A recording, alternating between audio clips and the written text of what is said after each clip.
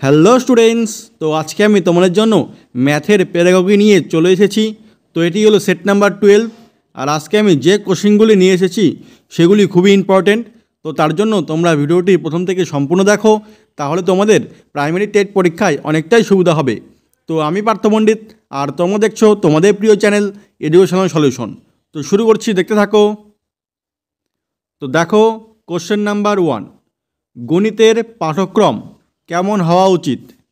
এ, বাস্তবের সঙ্গে মিল রেখে, বি, অবাস্তব, সি, বিমূর্ত বিষয়ের সঙ্গে মিল রেখে, না ডি, কাল্পনিক। তো কোনটা উত্তর হবে এখানে? এ, বি, সি না ডি? তোমরা জেনে থাকলে কমেন্টে বলো। তো এখানে বলেছে গণিতের পাঠ্যক্রম, পাঠ্যক্রম মানে কারিকুলাম। এটা কিন্তু সিলেবাস নয়, সিলেবাস মানে হলো পাঠ্যসূচি। এখানে বলেছে পাঠ্যক্রম মানে কারিকুলাম, পাঠ্যক্রমের মধ্যেই সিলেবাসটাও অন্তর্ভুক্ত হয়ে যায়। তো এই পাঠ্যক্রমটি আমাদের কেমন হওয়া উচিত? তো এখানে তো অবাস্তব বি নাম্বার আছে, এটা তো হবেই না, অবাস্তব কোনোদিনও হবে না। কাল্পনিক, এটাও হবে না। তো এ আর সি এর মধ্যে কোনটা হবে? এ আর সি এর মধ্যে অ্যাপ্রোপ্রিয়েট অ্যান্সার হবে অপশন নাম্বার এ, বাস্তবের সঙ্গে মিল রেখে। বাস্তবের সঙ্গে মিল রেখে আমাদের গণিতের পাঠ্যক্রম করা উচিত। আর বাস্তবের সঙ্গে সমগ্র গণিত কেন, পরিবেশবিদ্যা আরও যা যা আছে সবগুলোই বাস্তবের সঙ্গেই মিল রেখেই করাটা উচিত, তাহলেই একটি শিশু সব কিছু বুঝতে পারবে। তো এটার উত্তর হবে অপশন নাম্বার এ। তারপরে নেক্সট 2 নম্বর কোশ্চেন দেখো, পাঠ্যক্রম প্রণয়নে উদ্দেশ্য নির্দিষ্টকরণে গুরুত্বপূর্ণ বিবেচনার দিকগুলি হলো কোনটি? এ, উদ্দেশ্যের যুক্তিভিত্তিক বিন্যাস, বি, শিক্ষার বৃহত্তর লক্ষ্যের সঙ্গে সাদৃশ্য থাকবে, না সি, বর্তমান এবং ভবিষ্যতে উদ্দেশ্যের প্রাসঙ্গিকতা, না ডি, ওপরের সবগুলি। তো কোনটা উত্তর হবে এখানে? এ, বি, সি না ডি? তোমরা জেনে থাকলে কমেন্টে বলো।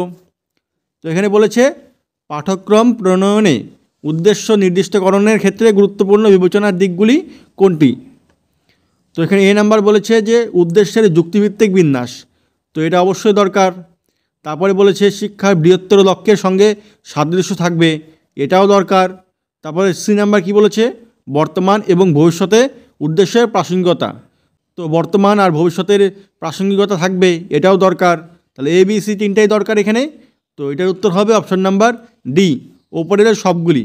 ওপরের সবগুলি এখানে হবে উত্তর। তো এটার উত্তর হবে অপশন নাম্বার ডি। তারপরে নেক্সট 3 নম্বর কোশ্চেন দেখো, কোন ধরনের অভিক্ষার মূল্যায়নে পরীক্ষকের ব্যক্তিগত প্রভাব পরিলক্ষিত হয়? মানে কোন ধরনের অভিক্ষার ক্ষেত্রে মূল্যায়নে পরীক্ষকের ব্যক্তিগত প্রভাব পরিলক্ষিত হয়? এ, নৈর্ব্যক্তিক অভিক্ষায়, বি, সংক্ষিপ্ত উত্তরধর্মী অভিক্ষায়, সি, রচনাধর্মী উত্তরধর্মী অভিক্ষায়, না ডি, সবগুলিতেই? তো কোনটা উত্তর হবে এখানে? এ, বি, সি না ডি? তোমরা জেনে থাকলে কমেন্টে বলো। তো এখানে বলেছে পরীক্ষকের ব্যক্তিগত প্রভাব পরিলক্ষিত হয় কোন ধরনের অভিক্ষার ক্ষেত্রে মূল্যায়নের সময়? তো এখানে উত্তরটি হবে অপশন নাম্বার সি, রচনাধর্মী উত্তরধর্মী অভিক্ষায়। কারণ রচনাধর্মী যখন কোশ্চেনটি দিবে তখন রচনাধর্মী অনেক বড় কিছু লিখতে লাগবে, যদি সেটি পরীক্ষকের পছন্দ না হয় তাহলে সে হলো কম নাম্বার দেবে, আর যদি পছন্দ হয় তাহলে সে বেশি নাম্বার দেবে। কিন্তু এই জন্য পরীক্ষকের ব্যক্তিগত প্রভাব পরিলক্ষিত হয়, যে পরীক্ষকের উপরে নির্ভর করে বেশি নাম্বার দেবে না কম নাম্বার দেবে। তার জন্য ব্যক্তিগত প্রভাব পরিলক্ষিত হয় অপশন নাম্বার সি, রচনাধর্মী উত্তরধর্মী অভিক্ষায়। আর নৈর্ব্যক্তিক আর সংক্ষিপ্ত ক্ষেত্রে তো ওরকম হয় না, কারণ এখানে ছোটো ছোটো উত্তর থাকে, তখন যেটা ঠিক রাইট ওটাতেই নাম্বার দিতে লাগেই, ওখানে ব্যক্তিগত পরীক্ষকের কোনো প্রভাব প্রতিফলিত হয় না। তো রচনাধর্মী উত্তরধর্মী পরীক্ষার ক্ষেত্রেই এই ব্যক্তিগত প্রভাব পরিলক্ষিত হয় পরীক্ষকের। তো এটার উত্তর হবে অপশন নাম্বার সি। তারপরে নেক্সট 4 নম্বর কোশ্চেন দেখো, নৈর্ব্যক্তিক প্রশ্নের বৈশিষ্ট্য নয় কোনটি? এ, নৈর্ব্যক্তিকতা আছে, বি, উত্তর দেওয়ার স্বাধীনতা আছে, সি, যথার্থতা আছে, না ডি, নির্ভরযোগ্যতা আছে? তো কোনটা উত্তর হবে এখানে? এ, বি, সি না ডি? তোমরা জেনে থাকলে কমেন্টে বলো। তো এখানে বলেছে নৈর্ব্যক্তিক প্রশ্নের বৈশিষ্ট্য নয় কোনটি? এ নাম্বার হলো নৈর্ব্যক্তিকতা আছে, তো অবশ্যই দরকার নৈর্ব্যক্তিকতা। এটা কিন্তু রাইট, মানে এটা রাইট হবে, কিন্তু এখানে বলেছে বৈশিষ্ট্য নয়, কিন্তু এটা হলো একটা বৈশিষ্ট্য।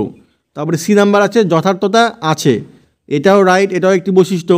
তারপরে ডি নাম্বার হলো নির্ভরযোগ্যতা আছে, এটাও একটি বৈশিষ্ট্য, কারণ নির্ভরযোগ্যতা থাকবেই অবশ্যই। তো এখানে কি বলেছে বি নাম্বারটা দেখো, উত্তর দেওয়ার স্বাধীনতা আছে। তো উত্তর দেওয়ার স্বাধীনতা আছে, এটা কিন্তু হবে না, এটাই হলো বৈশিষ্ট্য নয়। তো এটার উত্তর হবে অপশন নাম্বার বি, যে উত্তর দেওয়ার স্বাধীনতা আছে। কারণ নৈবেত্তিক প্রশ্নের ক্ষেত্রে তোমাদের বলে না যে এটা বা এটা, মানে দুটো কোশ্চেনের মধ্যে যে কোনো একটি লেখো, এরকম বলে না। নৈবেত্তিকের সময় তোমাদের যে করে দিবে এ করেই লিখতে লাগে, তার জন্য এখানে উত্তর দেওয়ার স্বাধীনতা থাকে না। তো এখানে বলেছে উত্তর দেওয়ার স্বাধীনতা আছে, তো এটা উত্তরটি হবে না, মানে এটি নৈবেত্তিক প্রশ্নের বৈশিষ্ট্য নয়। তো এটার উত্তর হবে অপশন নাম্বার বি। তারপরে নেক্সট 5 নাম্বার কোয়েশ্চেন দেখো, অ্যাসেসমেন্টের কৌশল হলো কোনটি?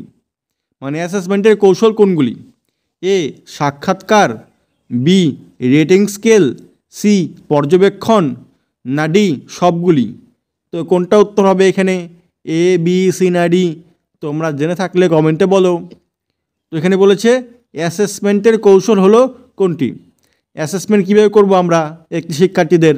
তো সাক্ষাৎকারের মাধ্যমে অ্যাসেসমেন্ট আমরা করতে পারি, রেটিং স্কেল দিয়ে রেটিং দিয়ে আমরা অ্যাসেসমেন্ট করতে পারি, আর পর্যবেক্ষণের মাধ্যমেও আমরা অ্যাসেসমেন্ট করতে পারি। তো এখানে তিনটি সঠিক, তো এটার উত্তর হবে অপশন নাম্বার ডি, সবগুলি। তো ওপরে সবগুলি হবে অ্যাসেসমেন্টের কৌশল, তো এটার উত্তর হবে অপশন নাম্বার ডি। তো স্টুডেন্টস, তোমরা যারা এখনও ভিডিওটি লাইক আর শেয়ার করোনি, তোমরা তাড়াতাড়ি একটি লাইক আর একটি শেয়ার করে দাও। আর যারা চ্যানেলে নতুন রয়েছো, তারা অবশ্যই চ্যানেলটি সাবস্ক্রাইব করে পাশে থাকা বেল বাটনটি অন করে দাও, এরকম আরও ভিডিও পাওয়ার জন্য। তারপরে দেখো নেক্সট 6 নাম্বার কোশ্চেন, এটি হলো কোশ্চেন অফ দ্য ডে। থাম্বনেলে দেওয়া ছিল, তোমরা পারো কিনা দেখো। এখানে বলেছে পরিকল্পনা কোন পদ্ধতির স্তর? মানে বলেছে এখানে যে পরিকল্পনা করা হয় কোন পদ্ধতির স্তরের ক্ষেত্রে। এ আবিষ্কার, বি প্রজেক্ট, সি সমস্যা সমাধান, না ডি কোনোটিই নয়? তো কোনটা উত্তর হবে এখানে, এ বি সি না ডি? তোমরা জেনে থাকলে কমেন্টে বলো। তো এখানে বলেছে যে পরিকল্পনা করা হয় কোন পদ্ধতির স্তরের ক্ষেত্রে। তো পরিকল্পনা আমরা কখন করব? প্রজেক্টের সময়, প্রজেক্ট পদ্ধতির স্তরে আমরা পরিকল্পনা করব। কারণ একটি প্রজেক্ট বানানোর সময় আমাদের একটি প্রথমে পরিকল্পনা করতে লাগে যে কি কি করব প্রজেক্টের মধ্যে, সেগুলো আমরা পরিকল্পনার মাধ্যমে প্রথমে আমরা বুঝতে পারি, যে পরিকল্পনা করি যে প্রজেক্টের মধ্যে আমরা কোন কোন টপিকগুলো নিব, কী টপিকগুলো লিখবো না সব কিছু আমরা পরিকল্পনা করি প্রথমে এই প্রজেক্ট পদ্ধতির স্তরে। তো এটার উত্তর হবে অপশন নাম্বার বি, প্রজেক্ট পদ্ধতির ক্ষেত্রেই পরিকল্পনা আমরা গ্রহণ করতে পারি। তো এটার উত্তর হবে অপশন নাম্বার বি। তারপরে নেক্সট 7 নাম্বার কোশ্চেন দেখো, শিক্ষক শিক্ষিকা নির্মিত অভিক্ষার প্রশ্নের ধরন হলো কয় রকমের প্রশ্নের ধরন হয়? এ 2 রকম, বি 3 রকম, সি 4 রকম, না ডি কোনোটিই নয়? তো কোনটা উত্তর হবে এখানে, এ বি সি না ডি? তোমরা জেনে থাকলে কমেন্টে বলো। তো এখানে বলেছে শিক্ষক শিক্ষিকা নির্মিত অভিক্ষার প্রশ্নের ধরন হলো কয় রকমের প্রশ্ন করা যায়। তো আগে 3 নাম্বার কোশ্চেনে কিন্তু কী ছিল, যে ওইখানে যে শিক্ষকের পরীক্ষকের ব্যক্তিগত প্রভাব পরিলক্ষিত হয়, ওইখানে কিন্তু 3টা দেওয়া ছিল। তো অভিক্ষা হবে 3 রকমের, এটার উত্তর হবে অপশন নাম্বার বি, 3 রকমের অভিক্ষা হবে। প্রথম হলো 1 নাম্বার হলো নৈবেক্তিক প্রশ্ন, তারপরে 2 নাম্বার হলো সংক্ষিপ্ত প্রশ্ন, তারপরে 3 নাম্বার হলো রচনাধর্মী প্রশ্ন। এই 3 রকমের প্রশ্ন করা হয় অভিক্ষার ক্ষেত্রে, কিন্তু অনেক সময় 4 রকমও দেওয়া থাকে অনেক বইয়ে, কারণ নৈবেক্তিকদের মধ্যে 2টি ভাগ করা থাকে, একটি হলো এমসিকিউ আর একটি হলো নৈবেক্তিক। তাহলে 4 রকম হয়ে যায়। যদি তোমাদের 3 আর 4 একসঙ্গে দিবে না, 3 আর 4 যদি একসঙ্গে দেয় তাহলে 3টাই অ্যান্সার করবে, আর যদি 3টা না দেওয়া থাকে তাহলে কিন্তু 4 নাম্বারটা অ্যান্সার করবে যে 4টি রকম আছে, 4 রকম আছে। কারণ 3টাই হলো সঠিক, কারণ নৈবেত্তিক, সংক্ষিপ্ত আর হলো রচনাধর্মী। আর অনেকের ক্ষেত্রে নৈবেত্তিককে 2টি ভাগ করে, একটি হলো এমসিকিউ, একটি নৈবেত্তিক, একটি সংক্ষিপ্ত আর একটি রচনাধর্মী, 4 রকমের হয়ে যায়। তো 3 আর 4-এর মধ্যে যেটা আসবে সেটাই অ্যান্সারটি করবে, 3 আর 4 একবারে দিবে না হয়তো। তো এটার উত্তর হলো অপশন নাম্বার বি।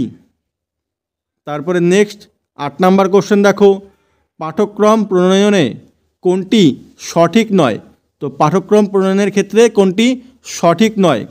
এ শিক্ষা উপকরণ নির্দিষ্ট করা প্রয়োজন হয় না, বি শিক্ষার্থীদের পশ্চাৎপদ সম্পর্কে অবহিত হওয়া বিশেষ প্রয়োজন, সি পাঠ্যক্রম মূল্যায়ন জরুরি নয়, না ডি শিক্ষকদের বিশেষ প্রশিক্ষণ প্রয়োজন। তো কোনটা উত্তর হবে এখানে, এ বি সি না ডি? তোমরা জেনে থাকলে কমেন্টে বলো। তো এখানে বলেছে পাঠ্যক্রম প্রণয়নে কোনটি সঠিক নয় বলেছে, কিন্তু নয়। তো বি নাম্বার কী আছে দেখো, শিক্ষার্থীদের পশ্চাৎপদ সম্পর্কে অবহিত হওয়া বিশেষ প্রয়োজন, এটা তো অবশ্যই দরকার, এটি হলো সঠিক, এটি হলো সঠিক। তারপর সি আছে কি, পাঠ্যক্রম মূল্যায়ন জরুরি নয়। তো পাঠ্যক্রমের ক্ষেত্রে মূল্যায়ন কিন্তু জরুরি নয়, এটাও কিন্তু সঠিক, কারণ পাঠ্যক্রম হলো একটি কারিকুলাম, মানে সমগ্র পাঠ্যক্রম হলো সমগ্র শিক্ষাবর্ষ নিয়ে হয়। তারপরে দেখো ডি নাম্বার আছে কি, শিক্ষকদের বিশেষ প্রশিক্ষণ প্রয়োজন।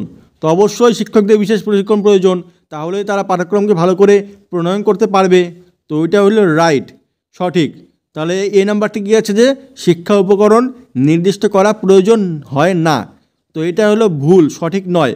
কারণ পাঠ্যক্রম প্রণয়নের ক্ষেত্রে শিক্ষা উপকরণ নির্দিষ্ট করা প্রয়োজন হয়, এখানে বলেছে না, এর জন্য এটাই হবে উত্তর, অপশন নাম্বার এ।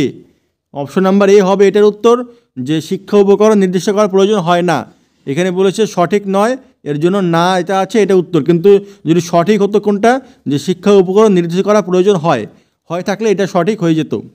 তো এখানে বলেছে সঠিক নয়, তাহলে এটার উত্তর হবে অপশন নাম্বার এ। তারপরে নেক্সট 9 নম্বর কোশ্চেন দেখো, সংশোধনীমূলক শিক্ষায় কোনটি দরকার? এ বিষয় জ্ঞান মনোগ্রাহীভাবে উপস্থাপন, বি সহজ বিষয় জ্ঞান উপস্থাপন, সি সরলভাবে বিষয় জ্ঞান উপস্থাপন, না ডি ওপরের সবগুলি? তো কোনটা উত্তর হবে এখানে, এ বি সি না ডি? তোমরা জেনে থাকলে কমেন্টে বলো। তো এখানে বলেছে সংশোধনীমূলক শিক্ষায় কোনটি দরকার। এ নাম্বার কি বলেছে, বিষয় জ্ঞান মনোগ্রাহীভাবে উপস্থাপন। তো অবশ্যই এটা ঠিক, বিষয় জ্ঞানকে মনোগ্রাহীভাবে উপস্থাপন করা দরকার। তারপরে কি আছে, বি নাম্বার সহজ বিষয় জ্ঞান উপস্থাপন। তো বিষয় জ্ঞানকে উপস্থাপন করতে সহজ করারই দরকার, সহজভাবেই। তারপরে সি নাম্বার আছে সরলভাবে বিষয় জ্ঞান উপস্থাপন। তো শিশুদের আমরা সরলভাবেই বিষয় জ্ঞানটি উপস্থাপন করলে তারা শিখতে পারবে। তো অবশ্যই সি নাম্বারও রাইট, তাহলে এ বি সি তিনটাই সঠিক। তো এটার উত্তর হবে অপশন নাম্বার ডি, ওপরের সবগুলি। ওপরের সবগুলি দরকার এই সংশোধনীমূলক শিক্ষায়, তো এটার উত্তর হবে অপশন নাম্বার ডি। তারপরে নেক্সট 10 নাম্বার আর আজকে লাস্ট কোশ্চেন এটি, স্টিন এর গণিত সংক্রান্ত মতামতটি গণিতের কোন লক্ষ্যের সঙ্গে সম্পর্কিত? স্টিন যে মতবাদ দিয়েছেন, স্টিন একটি মনোবিদ, গণিত মনোবিদের স্টিন যে গণিত সংক্রান্ত মতবাদটি দিয়েছেন সেটি কোন লক্ষ্যের সঙ্গে সম্পর্কিত? এ সামাজিক লক্ষ্য, বি ব্যবহারিক লক্ষ্য, সি সাংস্কৃতিক লক্ষ্য, না ডি শৃঙ্খলাগত লক্ষ্য? তো কোনটা উত্তর হবে এখানে, এ বি সি না ডি? তোমরা জেনে থাকলে কমেন্টে বলো। এখানে বলেছে স্টিন হলো গণিত মনোবিদের একটি স্টিন, তিনি যে মতবাদটি দিয়েছেন, মানে মতামতটি দিয়েছেন গণিতের ক্ষেত্রে, সেটি কোন লক্ষ্যের সঙ্গে সম্পর্কিত? তো এটার সঠিক উত্তরটি হবে অপশন নাম্বার ডি, শৃঙ্খলাগত লক্ষ্য। শৃঙ্খলাগত লক্ষ্যর ক্ষেত্রেই স্টিন তার গণিত সংক্রান্ত মতবাদটি দিয়েছেন। তো এটার উত্তর হবে অপশন নাম্বার ডি, শৃঙ্খলাগত লক্ষ্য। তো এই ছিল টোটাল 10টি কোশ্চেন। তো কোশ্চেনগুলি কেমন ছিল অবশ্যই জানাবে, আর ভিডিওটি ভালো লাগলে অবশ্যই একটি লাইক আর একটি শেয়ার করে দেবে। তো যারা এখনও চ্যানেলটি সাবস্ক্রাইব করোনি তারা অবশ্যই চ্যানেলটি সাবস্ক্রাইব করে পাশে থাকা বেল বাটনটি অন করে দাও এরকম আরও ভিডিও পাওয়ার জন্য। তো আজকের মতো এখানেই রাখছি, আবার দেখা হবে পরবর্তী ভিডিওতে। বাই।